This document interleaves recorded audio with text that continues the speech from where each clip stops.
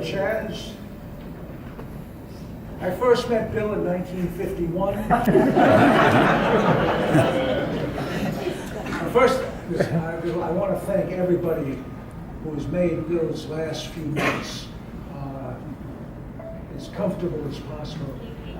Again, these two beautiful women from Jamaica, Joy and Winnie.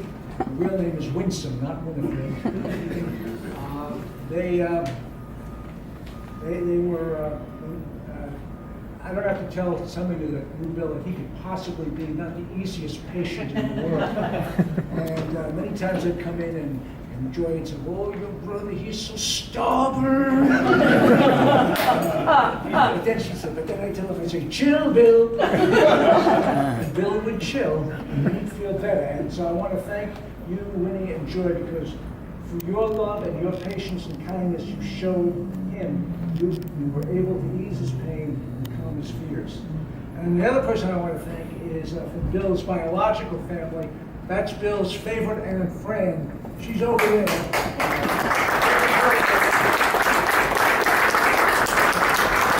Aunt Fran is our mother's twin sister. First generation Italian born in this country, one of 11 brothers and sisters. She's the last of the first generation, the greatest generation, still standing. We tried to keep, when we found out that Bill had lung cancer, we tried to keep it from Aunt Fran.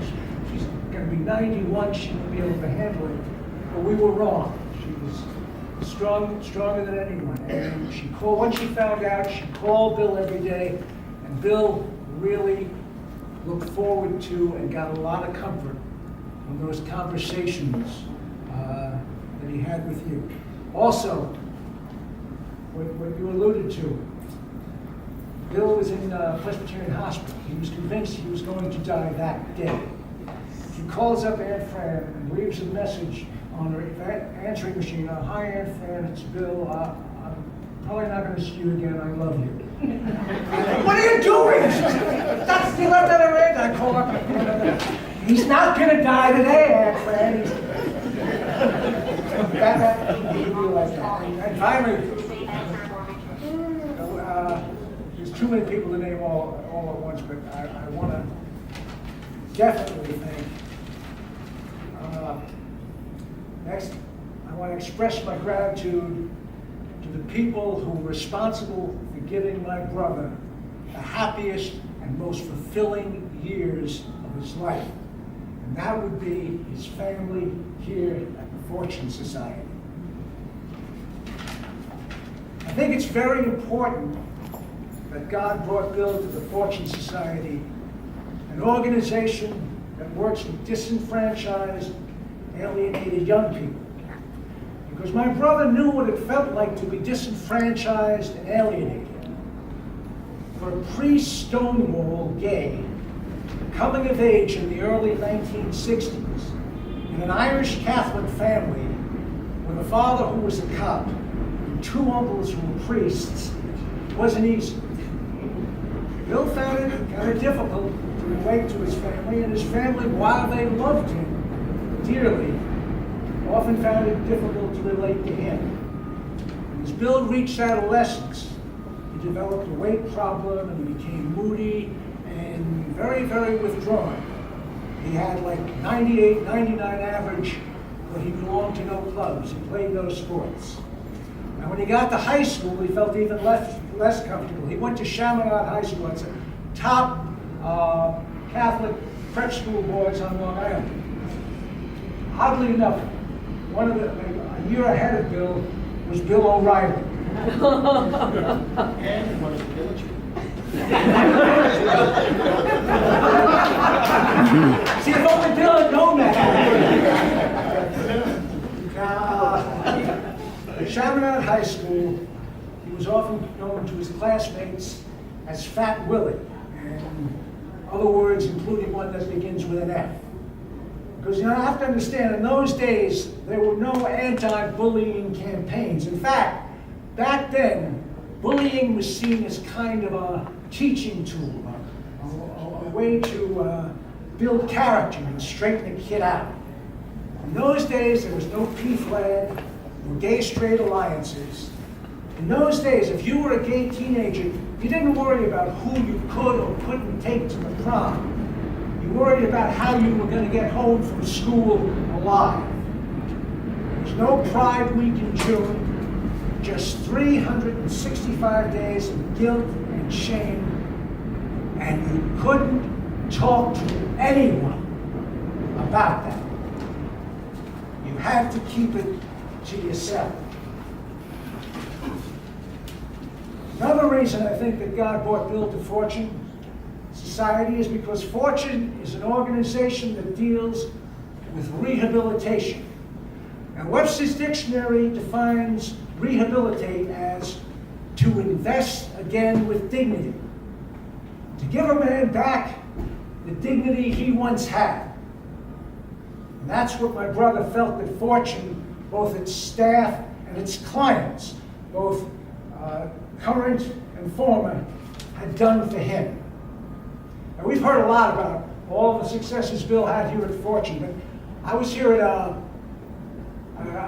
fundraiser back in October, and someone quoted Nelson Mandela as saying, "Do not judge me by my successes. Judge me by how many times I fell down and got back up again." Now, my brother Bill fell down a lot. At the age of 19, in his sophomore year at Manhattan College, Bill became addicted to amphetamines. And after that, he spent the rest of his life having to fall down and get up again. It was always the same scenario. Bill would get a job, usually in the corporate world, where as a gay man with progressive ideals, he never really felt comfortable. However, through his superior skills with numbers, as well as by working hard and putting in long hours, he would eventually win over his coworkers and make himself indispensable to the company. It sounds familiar, don't it?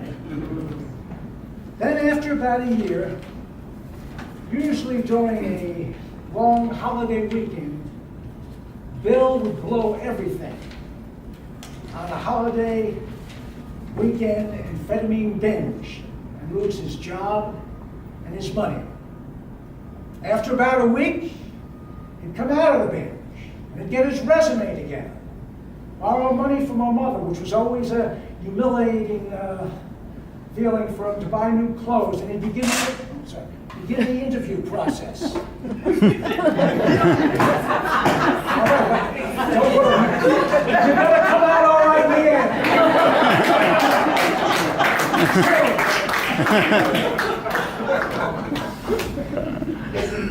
New clothes, always feeling like, and begin the interview process, constantly in fear that they'd find out about the real reason he had left the last job. Of course, he'd ace the interview, he'd get another job, he'd work very hard, he'd impress everybody, and then blow it all on another holiday weekend during the drug binge and have to start the whole humiliating, terrifying cycle again. Now, in 1984, it looked like the cycle was broken when Bill first entered a rehab and later became an active member of Narcotics Anonymous. For the next 14 years, Bill was like a model citizen, holding responsible executive financial positions. However, his real passion during this time was in volunteer work as an activist for gay rights and AIDS awareness, and also helping other addicts through Gay Narcotics Anonymous. Long holiday weekends, which had previously resulted in disastrous drug binges, were now spent on roundups, helping other addicts stay sober during these difficult times. And during this period, Bill met the love of his life. There's a picture of Bill sitting with a young man at a table. Bill is laughing. That young man's name was Joe. He met him through A&A. And they were never officially married. This was back in the 1980s. This is same-sex marriage was still a long way off. But they did exchange rings, and they did live together. And for the first time in his life, Bill was in love openly. And my mother and the rest of the family, we were all crazy about Joe, and happy and relieved that Bill had found someone. For a time, Bill was happier than I'd ever seen him. He was living an open, productive life, and it seemed like the bad times were behind him. However, drug addiction is an incurable disease, and sobriety is an ongoing, day-to-day commitment. No addict, no matter how strong or how intelligent or how long in recovery, is ever safe from backsliding. After a couple of years, Joe backslid, and Bill and Joe broke up. A short time later, Joe died. I'm not sure if it was from AIDS or from a heroin overdose. And my mother was very worried that this might cause Bill to relapse. I told her, don't worry. I assured her that no matter how bad things got, Bill would never give up the good, productive life he had to return the horrors and humiliation of the life he had once led as an addict. Then in 1998, around Christmas time, Bill, who was 48 years old at the time, took crystal meth. And this time it didn't take him weeks to come out of the binge. It took him years. Residual effects of the crystal meth left Bill in a state of paranoia. For many months, Bill thought, I don't know why he thought this, that Scientologists were out to get him and had him under surveillance. I remember Mother's Day, 1999, Bill going through our mother's house looking for bugs and listening devices. And my brother, who had been so independent and so productive, was now on disability, living at home with our mother, taking a yellow bus to an outpatient group. And that image of my brother getting on that yellow bus in front of my mother's house at the age of 50 is the most demeaning and painful image that I have. Bill had fallen down hard, and this time it didn't look like he was going to get back up. For about 4 years, he walked around medicated, in a zombie-like state, with no money, no work, and no dignity. How can you give somebody back their dignity? Well, drug rehabs alone can't do it. Bill went through a lot of those, from Regent's Hospital to Bellevue. And while they always pronounced him cured after his insurance ran out, the cures never seemed to take. Shock treatments couldn't do it. Bill had a whole series of those. And while they erased his short-term memory, they couldn't erase all the painful long-term ones. Medication certainly isn't the answer. Bill got a lot of medication prescribed by psychiatrists, many of whom were just drug pushers with MDs who see addicts as cash cows. No, dignity, like sobriety, does not come in a pill. So how do you give someone back their dignity? You've mentioned it here today. You do it by giving them meaningful work. And by meaningful work, I mean work that offers an opportunity to make a meaningful contribution and allows them to take the best they have within themselves, their talent, their skills, and use those talents and skills to help others. That's what fortune did for my brother. It gave him back his dignity by giving him the opportunity to take all those skills he had developed over his years in the corporate world and use them not to help corporations become richer, but to help alienated, disenfranchised young people with whom my brother could identify, young people with whom he had a lot more in common than the people he had grown up with on Long Island, young people who, like himself, had fallen down and who needed help getting up again. It was by helping these young people get up again that my brother was able to stay on his own feet.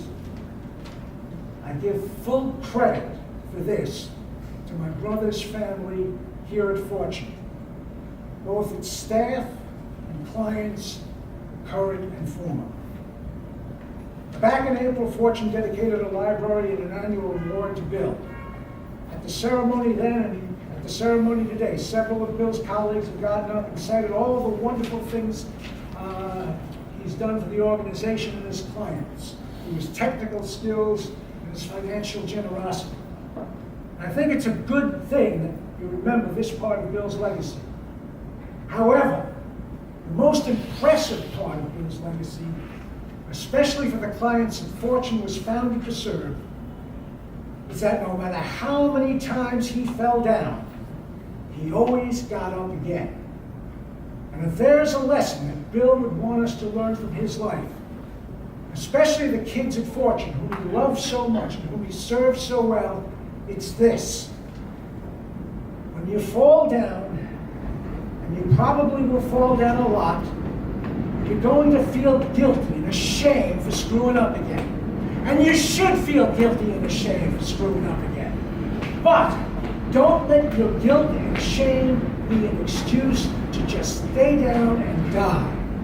No matter how frustrating it is, no matter how painful it is, no matter how humiliating it is, don't give up, get up.